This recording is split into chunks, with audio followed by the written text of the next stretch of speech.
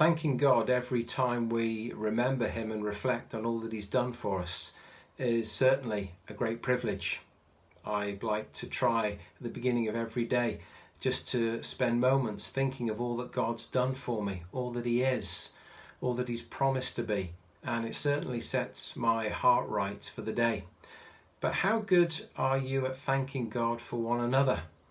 We've just started looking at the book of Philippians, a letter that the Apostle Paul wrote to the church in Philippi in our midweek studies.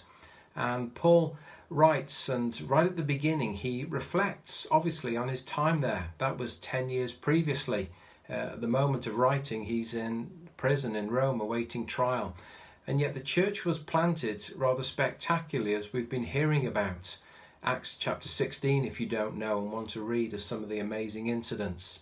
But Paul at the beginning of his letter writes these words in verses 3 and 4. I thank my God every time I remember you in all my prayers for all of you. I always pray with joy. What resounding praise he's giving to God for the church there.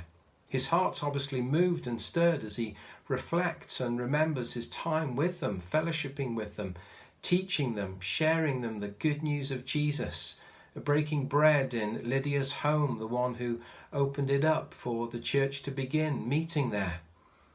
And I'd just like to encourage us all to be thanking God for one another here. I know lots of you do that, and we've certainly got great reason to.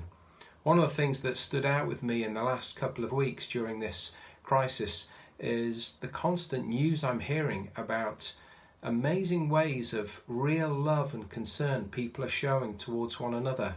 Every person I seem to ring up just to ask how they're doing, they talk about countless people that have been in touch with them in lots of different ways, whether it be by messages or doing practical jobs, dropping off food and so on.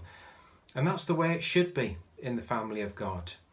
So let's make that a good daily habit, perhaps not just thanking God for all that he's done, but thinking of individuals in our church family, those that have blessed us, those that have done things for us, or those that we're just thrilled because we've seen the way God has worked in their lives. Make it something that we add to our prayer list, and different people each day. Thanking God for one another is only going to stir and move our hearts more so towards one another and keep us united as a church in these challenging days.